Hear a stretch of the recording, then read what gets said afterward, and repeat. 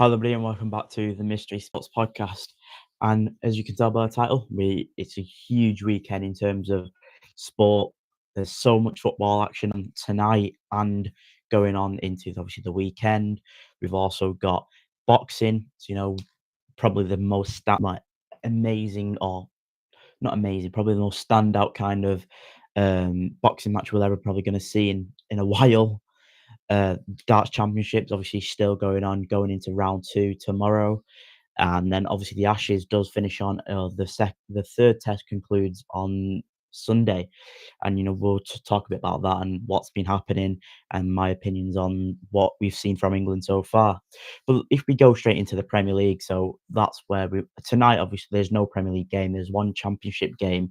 We've got Wrexham versus Swansea and a couple of League One and League Two games, and Rochdale are obviously playing against Altrincham away from home tonight at 7:45 kickoff there.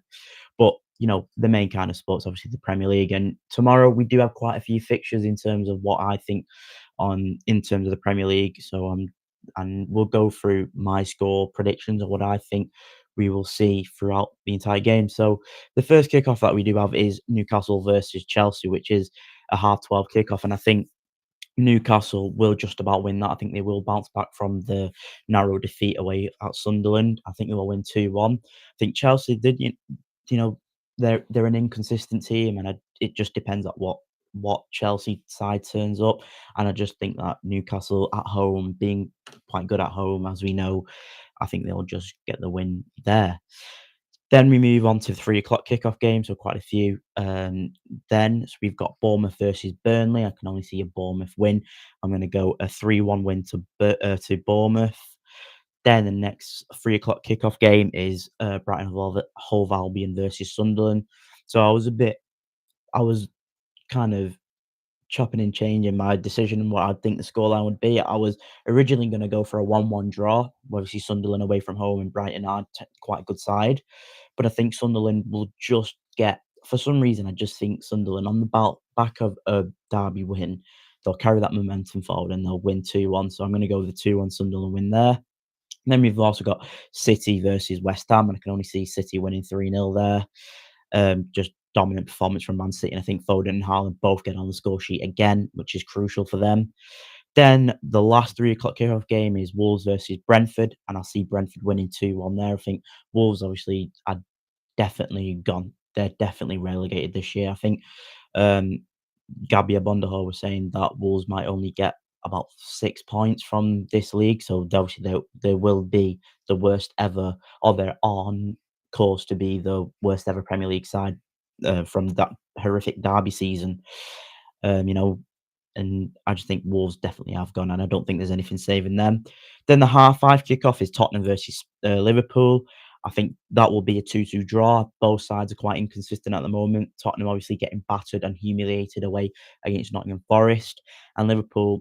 We know we've seen them win, but I just don't see Liverpool going to the Tottenham Hotspur Stadium and getting a result there. I can just see it being a 2-2 draw, and I think that's fair for both sides. Then we have two 8 o'clock kickoff games. So we've got Arsenal versus Everton, and I think Arsenal will win it. I think they'll win 3-1. I think it'll be a tough fixture for them, but I think they have enough quality there just to go and get the job done um, in terms of the quality that they have on the pitch. Then the other 8 o'clock kickoff game is Leeds versus Crystal Palace. And I think Palace, on the back of a defeat to City, I mean, anyone probably gets beat at City at this moment in time because I think City are fantastic. I'm going to go Palace 2-1 win. I think Leeds will make it difficult for them, but I just think Palace will have enough quality through the likes of Sarr and Mateta if he is available. I think he will be available just to go and grab the 3 points there. Then on to the Sunday games. So we have United obviously playing there, and tomorrow on Sunday, the only game. Then I think they're playing Villa, and I'm going to do another video in a second. So definitely have a um, watch of that video when it comes out. I think Villa will win 2-1, and I'll go into more depth and detail why I think that will happen in the new video. Then on Monday night we have Fulham versus Forest, and I can see Forest getting a win here, but as they're away from home, the form away from home isn't too great. but I'm going to go with a 2-2 draw there. I think both sides, Harry Wilson, especially for Fulham, will definitely play well. I think both sides will score, and I think it will be a 2-2 draw. Yeah, there. And that is the Premier League there. It should be a good, entertaining week. There's quite a few standout fixtures that we will see this weekend. Obviously, Aston Villa versus United is probably the biggest one in terms of the top four race. You could even argue Tottenham versus Liverpool. I think that might just edge the United game, just in terms of obviously the two traditional top six teams, aren't they? So that probably be a bit more entertaining that aspects of if you look at it that way. We'll move on to Jake Paul versus Anthony Joshua. So the boxing, and this is a farce of a fight, and I keep saying to like my dad and everyone else that I think this AJ will have an easy win. He'll walk to victory here, and I always keep thinking of one. John Fury said that AJ will. They're quoting John Fury. AJ will knock him out with his dick, and I think that is definitely what will happen. I don't see it lasting more than 2 rounds, and if it does last more than 2 rounds, then, I think there's gotta be some kind of element in terms of Anthony Joshua's kind of doing it for money, and there's, like, a clause in the contract saying that if you last it more than 3 rounds or whatever, you'll get, I don't know, so many odd millions of pounds. But I overall in the fight, I just think Jake Paul can get seriously hurt, and I don't think he literally understands what he's got himself into. He's got himself into with an Olympic champion, a two-time heavyweight champion of the world, and I think he thinks it's kind of a joke because I was watching his the clips on TikTok and things of his like the face to face and stuff, and his interview, and he was like, "I'm going to knock him out in 6 or 7 rounds," and I'm like, "Okay, yeah, I know you're having a bit of a laugh or whatever, but this is Anthony Joshua we're talking about, a guy who has won or has been heavyweight champion of the world twice. It's not just some retired 65-year-old Mike Tyson, is it? This is Anthony Joshua. He's still at his peak of his boxing career. And there's talk after this fight that AJ will play Tyson Fury in in the biggest British kind of boxing event we've ever seen.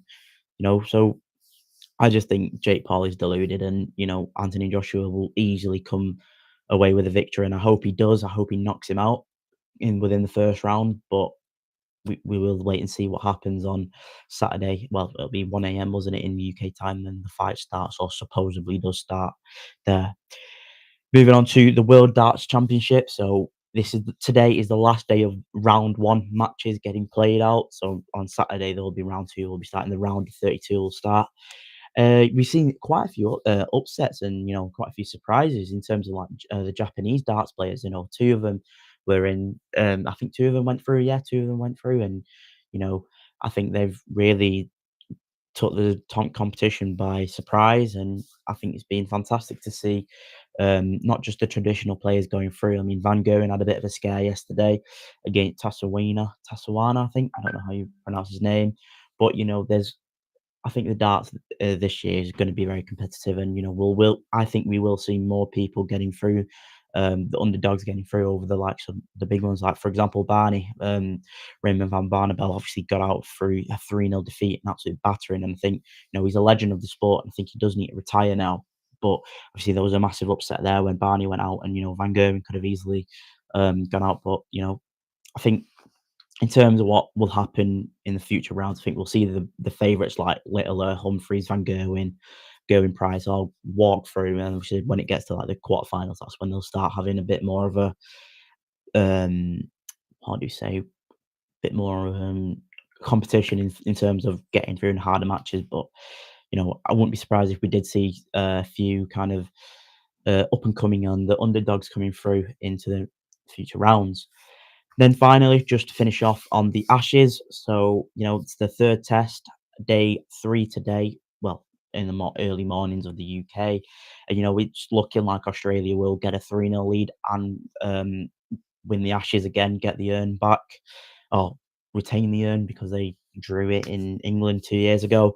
Australia currently 271 for 4 in the second innings, 356 ahead that they lead in England with 6 wickets remaining. I think with Travis Head on 142 not out, he'll probably go on and make his 150.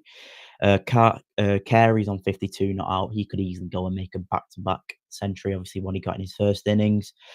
England have just got to be careful that they don't get the run rate over the chase over 450 here, because let's say it was 400, they might have a chance, but I don't think there's much hope for England. And you know I think it just goes back to the first innings for England, that the top order are just abysmal, especially Pope. I think his time as an England batter, a Test match batter at the moment in time, is definitely gone. You know, if England go on to lose uh, this to make it 3-0, I think it's probably time to put Bethel in, give him 2 tests to see what he can do. Because there's nothing that England can really go and win. Maybe you win 1 test or whatever, but I think you give Bethel a shot, and everyone knows, or we get told that he's such an amazing cricketer, but we don't. We've not seen him prove himself yet, and he looked okay in it against India when he played um, in the summer. But I think Australia is your biggest test, isn't it, really? And we'll see what he is really made of if he does get picked for the 4th test. And I hope he does get picked for the 4th test, because I really do like Bethel as a player. I've seen, I've always known about him just because he's obviously a young lad and he's coming through the ranks and stuff. So let's hopefully that Bethel does get his chance.